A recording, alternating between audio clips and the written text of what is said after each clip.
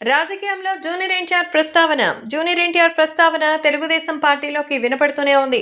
మరి ఎన్టీఆర్ గురించి అక్కడ చంద్రబాబుతో కానీ, బాలకృష్ణతో కానీ, లోకేష్తో కానీ అడిగితే మరి అది వాళ్ళ సొంత విషయం అని, ఆయన రావాలనుకుంటే మేమేమి అబ్జెక్షన్ చెప్పమని ఇండైరెక్ట్గా వాళ్ళైతే చెప్తూ ఉంటారు. అంటే జూనియర్ ఎన్టీఆర్కి ఇంట్రెస్ట్ లేనట్టుగా చెప్తారు. ఎందుకంటే ఎన్టీఆర్ తన తల్లికి సంబంధించిన విషయంలో, అలాగే తన కుటుంబ గౌరవానికి సంబంధించిన విషయంలో ఆలోచిస్తున్నారు. సో తిరగడానికో లేదా మాట్లాడడానికో శ్రమపడి కాదు, ఇప్పటికే ఆయన తీరిక లేనంత విరామం లేకుండా బాగా సినిమాల కోసం, కమర్షియల్ యాడ్స్ కోసం కష్టపడుతున్నారు. అయితే తన తల్లి శాలిని వ్యక్తిగతంగా మరి నందపురి కుటుంబంలో ఎన్నో అవమానాలు ఎదుర్కొన్నారు. ఇప్పుడు తనని సహృదయంతో ఆదరించేటువంటి తన తండ్రి లేరు. ఎందుకంటే ఆయన ఉన్నప్పుడు మరి తన టీవీ ఏ రేంజ్లో ఉండేదనేది ఆయన సంతోషంలోనే తెలిసేదే. కానీ ఇప్పుడు రాజకీయ ప్రస్తావన వస్తుంటే నాకు అసలు ఏమాత్రం నచ్చడం లేదని ఆయన స్వయంగా చెప్పేశారట.